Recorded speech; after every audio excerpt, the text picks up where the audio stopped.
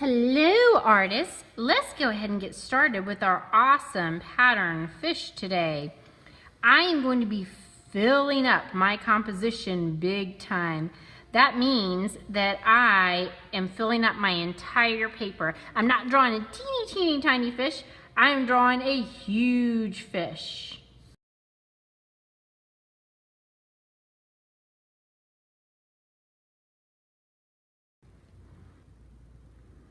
Artists, now notice how I filled up the entire paper with my fish. There's not much room around it, and that is because I want my fish to be the focus. Now I'm going to start to add pattern, and I want to make my pattern big and bold. We're going to be filling up our fish with lots of color, so you're going to make it a lot easier on yourself to do some awesome color if you make your patterns big and bold. I'm starting off, this looks like almost a little cursive L or maybe a cursive E, kind of going along like that. It doesn't need to be perfect. And guess what, artists? Your artwork and your patterns do not need to look like mine at all. I do want you to follow the guidelines of making it big and bold.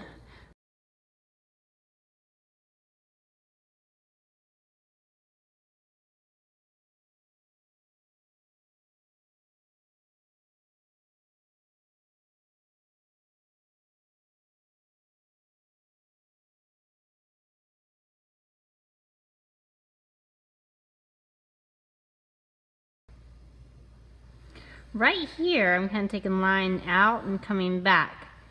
It's kind of like a really long, stretched out little oval in each one. I think that looks pretty cool on that tail. I might even add a little layer going around my tail, like so. What if my fish goes all the way off the page like that? That is A-okay.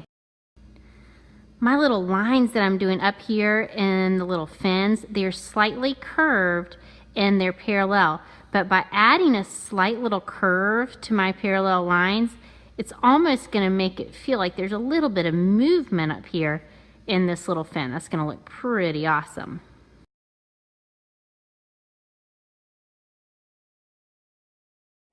I'm adding some little little stripes or marks.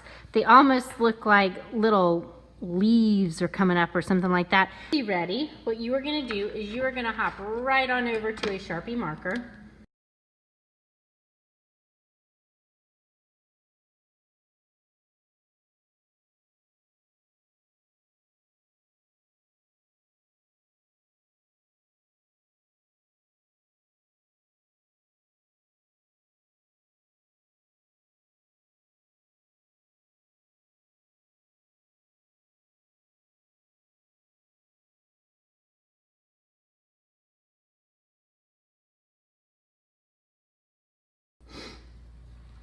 Now artists, this is a good time to look at your fish and decide if there's any areas that you want to go ahead and darken in all the way.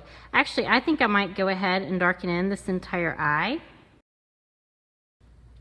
And in this tail, I feel like I want some dark areas of this tail, so I'm going to go ahead while I have my Sharpie out and start to kind of fill in some of these little negative spaces around my design in the tail. By the way, artists, when I say negative spaces, you remember that is all the space that's kind of around and in between. One thing I'm also doing right here is I'm also fixing an accident, because some of my patterns in here aren't as smooth as I want them to be and didn't go exactly in the places that I want them to go. So by filling in this area, I'm kind of fixing some accidents and turning them into a little happy accident. Because you know what? I really like how that tail looks now. I think that's really cool.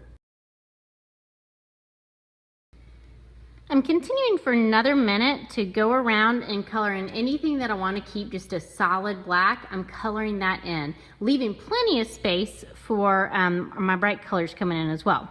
Now right here, I kind of messed up on this little dot. I'm not happy with it. So I'm just going to fill that in and kind of covered up that accident. I'm happy with that now.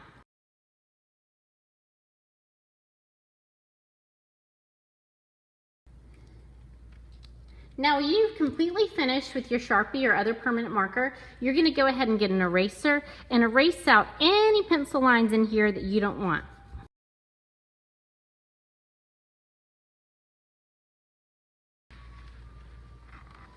Now you might have some watercolor markers similar to these Mr. Sketch markers or a different brand. Crayola has some as well.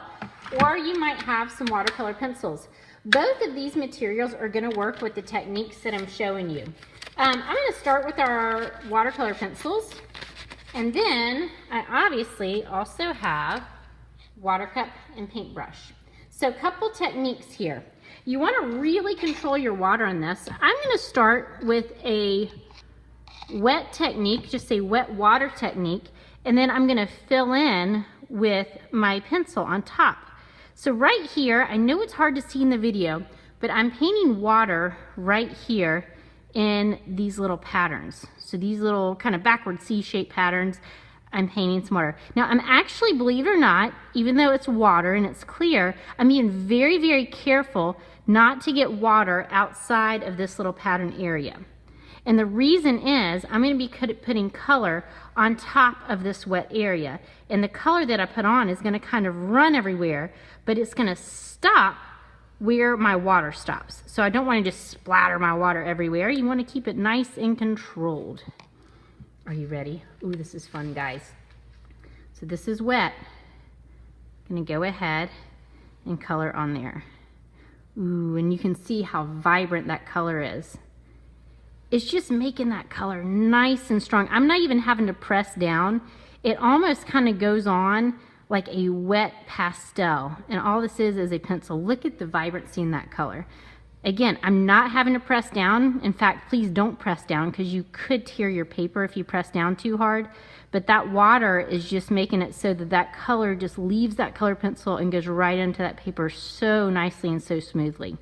This is our first technique, is to start with the wet on the paper and then add your color on top. Easy peasy.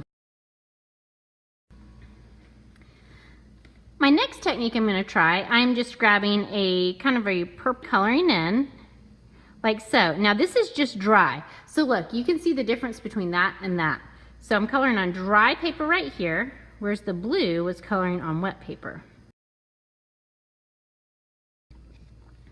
Now I have that colored in, I'm just going to come on with my paintbrush that has water in it. And I'm just going to lightly go over that. So the nice thing is when I go over that very carefully, and I'm keeping it nice and neat and within that same pattern area, it's suddenly kind of just softening that color just a bit. So my harsh pencil lines are being softened and eliminated by that water. That's really, really nice. And I'm going to show you one other thing. Now I could keep this as is and it still looks beautiful, but I think I'm going to go ahead and see about expanding this color into some of these other patterns and lines right here. What if I take my paintbrush, and again, I'm using the tippy tip of that paintbrush. Guys, I'm not mashing that paintbrush into the paper. That would actually ruin my paper and ruin this technique. But I'm just pulling that color out just a bit, and you can see that that color is coming right on out.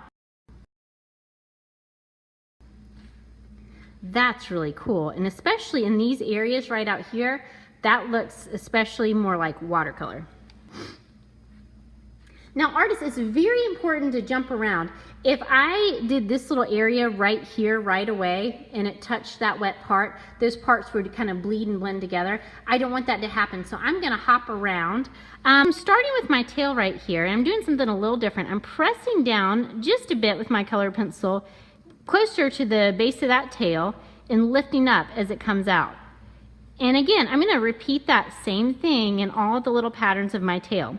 Now right now I'm working on dry paper.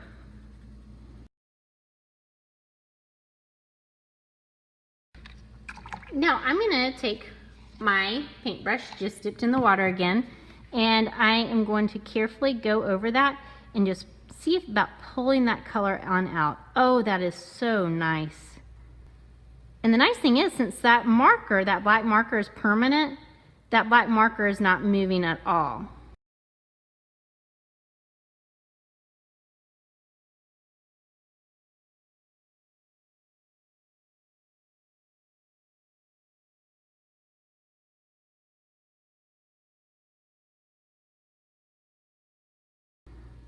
I want you to notice something pretty cool right here. I have just expanded this watercolor pencil with my paintbrush and water, and actually I had so much pigment on my paintbrush, I was able to go ahead and paint that extra little fin with just that. So artists, I'm going to go ahead with my Mr. Sketch markers. These are watercolor markers. There are so many different brands of watercolor markers. The markers in particular that I'm using are a little bit older, so they're still actually going to be very effective. But if you have a brand new juicy pack of Crayolas or new pack of Mr. Sketches or whatever other brand, yours might be even more juicy and even more effective. Now I have started out, and within each one of those little cursive L's or E's, I have filled in with water. And I've been very careful not to go outside of that. Now I'm going to go ahead and start with my green marker right here. So now I'm coloring on wet paper. Whoa, I touched and look at that, and went shooting out. That's crazy. So that's going to actually act a little bit differently than those watercolor pencils. And guys, this is very, very important, especially with this marker. Just like with the colored pencil, you don't want to put any pressure down. Whoa, look at that. Because you can tear the paper and damage the marker too, but especially you can tear your artwork and really damage your artwork. It doesn't take much. And the reason that this color is staying contained so well in these little loop-de-loos is because I only painted in the little loop-de-loo. If I'd smeared water all over this area, the color would be going everywhere. And make sure, I almost stuck my marker down into that water. Make sure you don't do that. Just put that lid on when you are done. Now I'm going to take the marker and doing kind of the same technique that I did with the watercolor pencils, I'm going to do with this marker, but you're going to see a little bit of a difference in the marker versus the watercolor pencils. So this time I am coloring onto dry paper, so it's not wet just yet. So my technique right here is I color onto dry paper and then I add water with my paintbrush. Now notice I also didn't color the entire fin with my blue marker, just a little bit. So I'm getting this brush with just water in it and adding to it. Wow, look at that.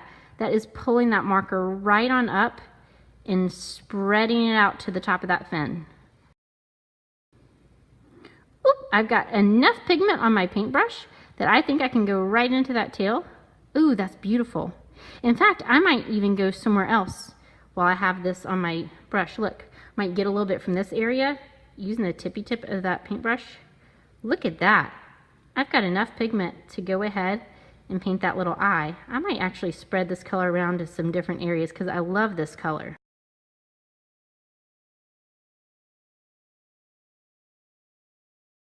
I'm just going to continue to kind of use a variety of my watercolor pencils and watercolor markers to finish this off.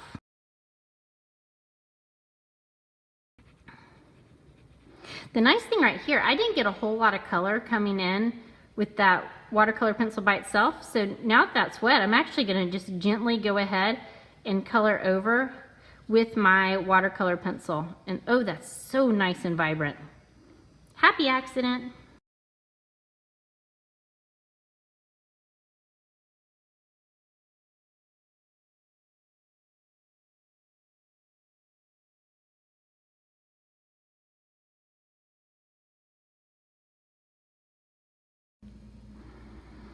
So artists, you might have noticed I actually went ahead and painted this whole area with just water, and so I'm coloring over. So what color I put right next to this yellow might kind of bleed and blend into it. So I want to make sure that I choose a color that would look nice right next to that yellow. So I think I'm going to go with my orange, because if my yellow and my orange kind of start fading together, then that's going to be a-okay.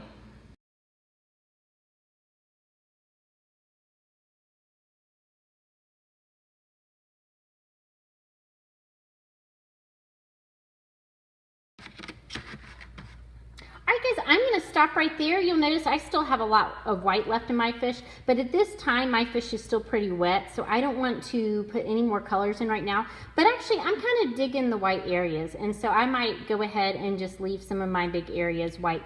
Thanks for listening guys. I can't wait to see what these look like.